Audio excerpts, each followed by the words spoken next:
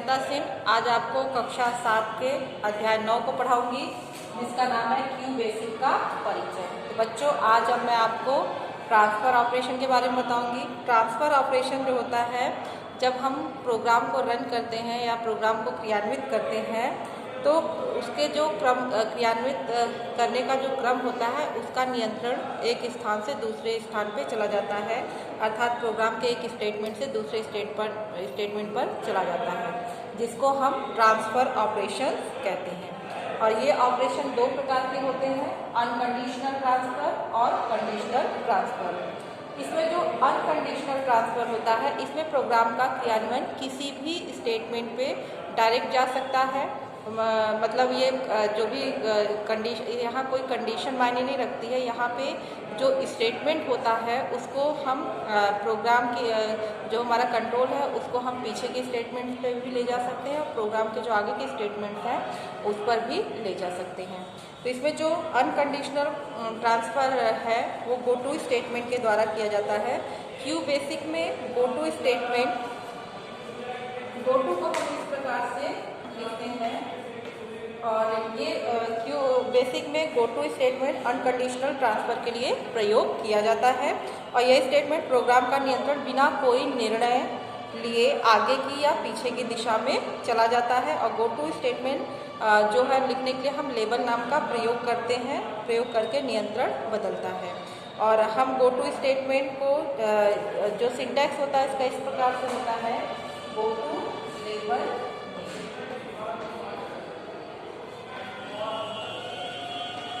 यहाँ पे हम गो टू स्टेटमेंट का यूज करेंगे और जो है गो टू लेबल नेम देते हैं।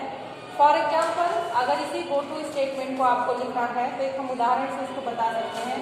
जैसे हमने यहाँ पे CLS लिखा और फिर रिमार्क हमने दिया AB इज लेबल। आपको बताया था रिमार्क देने के लिए हम REN कमांड का यूज करते हैं, REN AB is label.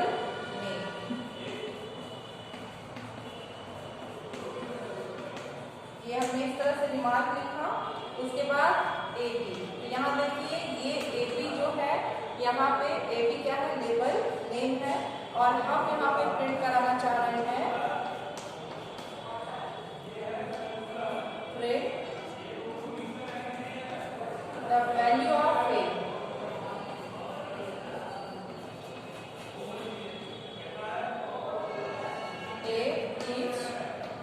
Double quotes comma A की वैल्यू प्रिंट करेगा।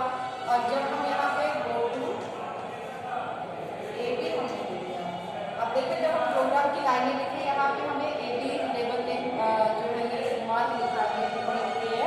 अब यहाँ पे AB क्या है आपका, ये है लेबल नेम, और प्रिंट में हमने कहा, इस लेवल नेम में कहा है print the value of A is, double quotes लिखा है, कॉमा A। तो ये the value of A is इस तरह से मैसेज प्रिंट करेगा और बार बार A की वैल्यू प्रिंट करता रहेगा, क्योंकि इसमें ये जो प्रोग्राम लिखा है, इसमें प्रोग्राम का परिणाम समाप्त न होने वाला लूप है, क्योंकि हमने गो टू AB दिया है। तो गो टू AB यहाँ क्या है, AB लेबल नेम है आपका। तो प्रोग्राम का नियंत्रण जो बार बार इसी स्टेटमेंट पर आएगा, और इसमें जो है रिपीटेशन की प्रक्रिया कभी खत्म नहीं होगी। तो यहाँ पे गो टू स्टेटमेंट का प्रोग्राम, यहाँ तो आपका जो लूप है वो इनफाइनाइट लूप है। आप जो है कई बार उस प्रोग्राम के नियंत्रण बिल्कुल खत्म नहीं होगा, लेकिन हम यहाँ पे कोई भी मतलब लेबल नेम का उपयोग जो है प्रोग्राम में कर सकते हैं। कई लेबल बना के हम जैसी हमारी प्रोग्राम की आवश्यकता होती है, उसके अनुसार हम लेबल नेम का प्रयोग करते हैं। तो यहाँ पे ये जो प्रोग्राम है, इसमें अनंत टाइम जो है वैल्यू ऑफ वैल्यू प्रिंट करता रहेगा। और यहाँ पे हम जो है, अगर इसको हमें क्लोज करना है, इस जब अनंत लूप चलता है, तो उसके लिए हम कंट्रोल और ब्रेक की का यूज करते हैं। CTRL कंट्रोल की और ब्रेक की, ये आपके कीबोर्ड में बनी होती है, इन दोनों की को प्रेस करते हैं, तो जो बार बार स्टेटमेंट टाइप हो रहा है वो जो है रुक जाता है। फिर अगला आता है कंडीशनल ट्रांसफ़र। कंडीशनल ट्रांसफ़र जो होता है क्यू बेसिक में, इसको हम इफ देन एल्स, इफ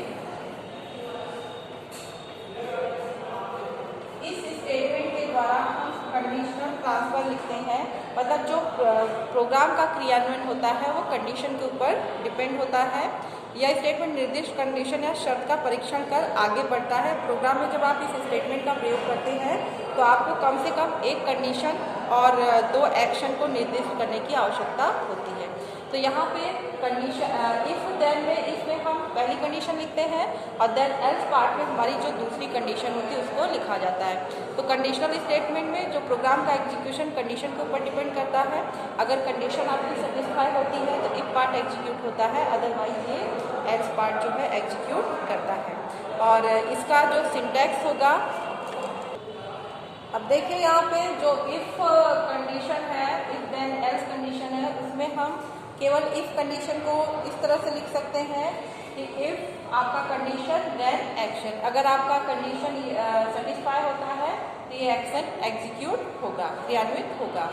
और यहाँ दूसरा सिंटैक्स ये है कि if condition then action 1 else action 2। इसमें क्या है कि अगर आपकी इफ पार्ट की जो कंडीशन है वो सेटिस्फाई होती है तो एक्शन 1 परफॉर्म होगा। अगर आपकी कंडीशन सेटिस्फाई नहीं होती है तो एक्शन 2 जो है शर्त पूरी की जाती है, ये परफॉर्म होगा, सेकंड स्टेटमेंट होगा। फिर यहाँ पे इफ कंडीशन, अगर तीसरा सिंटैक्स ये है कि इफ है आपका कंडीशन सेटिस्फाई होता है तो एक्शन 1 और एक्शन देन एक्शन 1 एक्शन 2, अगर इफ पार्ट कंडीशन जो है सेटिस्फाई होती है तो एक्शन 1 और एक्शन 2 एग्जीक्यूट होगा और प्रोग्राम जो है एंड हो जाएगा और ये इसका पार्ट जो है एंड हो जाएगा। तीसरा ये है कि अगर if condition then action 1 action 2 else action 3 action 4 end. यहाँ क्या है कि इफ में अगर पार्ट में कंडीशन सेटिस्फाई आपकी होती है तो यहाँ पे एक्शन 1 और एक्शन 2 एग्जीक्यूट होगा। अगर कंडीशन सेटिस्फाई नहीं होती है तो एल्स पार्ट में एक्शन 3 एक्शन 4 जो है एग्जीक्यूट होगा। इसको हम एक प्रोग्राम के थ्रू एक इफ एल्स स्टेटमेंट का उपयोग करके बताती हूँ मैं आपको। अब देखिए कंडीशनल स्टेटमेंट का प्रोग्राम है जिसमें कि क्लियर स्क्रीन के लिए CLS कमांड है, फिर इनपुट A, B, हमने 2 वेरिएबल A और B डिक्लेयर किया है। अब हम जो भी A और B की वैल्यू इनपुट करेंगे, if A is greater than B, अगर A की वैल्यू B से बड़ी होगी then print A is larger number. क्या प्रिंट करेगा?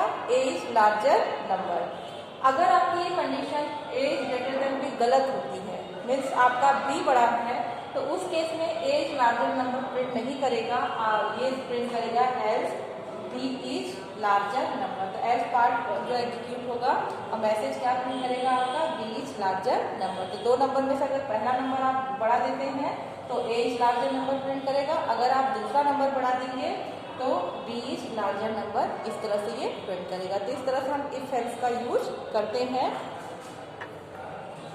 अब मैं आपको बेसिक में कुछ अन्य प्रोग्राम के बारे में बताती हूँ। जैसे हमारा प्रोग्राम जो है कि इनपुट और प्रिंट कमांड का प्रयोग करके 2 संख्याओं का योग कीजिए। 2 संख्याएं आपको लेनी है, उनका योग करना है। तो उसके लिए क्यू बेसिक में प्रोग्राम इस तरह से लिखेंगे, CLS क्लियर स्क्रीन के लिए। फिर x और y हमने 2 वेरिएबल लिए हैं जिसकी वैल्यू हमको इनपुट करनी है, 2 संख्याएं लेनी है।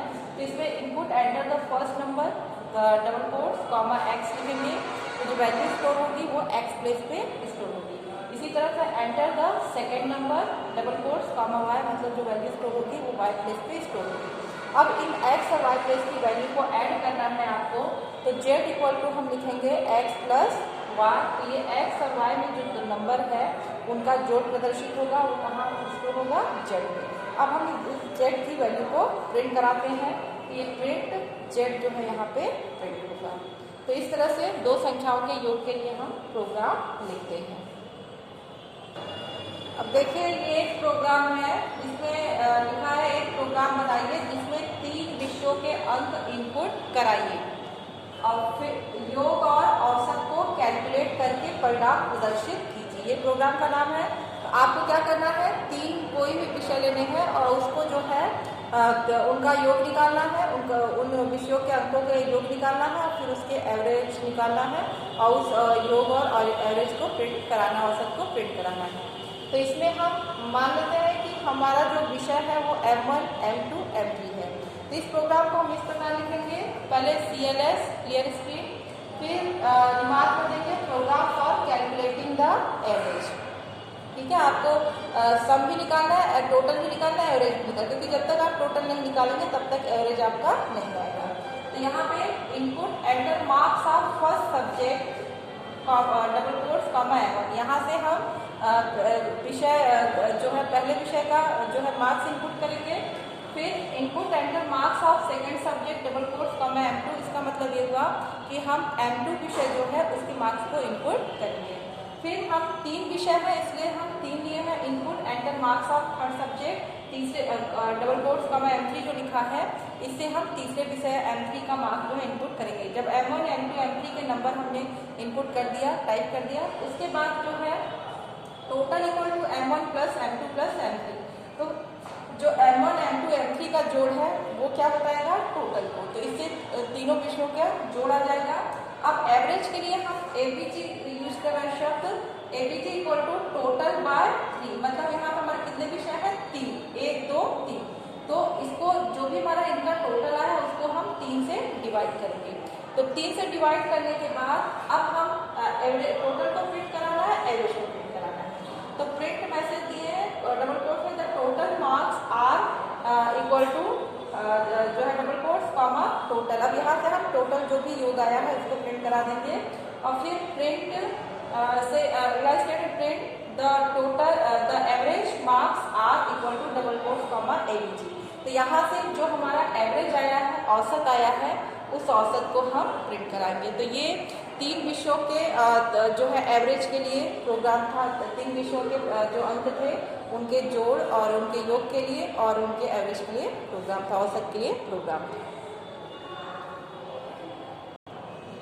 अगला प्रोग्राम है कि एक प्रोग्राम बनाइए, गांधी जी की जन्मतिथि पूछे और बताए कि डाटा सही है या गलत। और आपको पता है कि गांधी जी की जन्मतिथि 2 अक्टूबर को है, तो इसीलिए हम यहाँ पे प्रोग्राम बनाते हैं। क्लियर स्क्रीन लिखा, दिमाग नहीं लिख रहे, यहाँ पे हम क्या इनपुट एंटर द डेट दिया है हमने, यहाँ पे डबल कोट्स कॉमा एंड, यहाँ से हम डेट को इनपुट करेंगे जो कि एंड वेरिएबल में स्टोर होगा।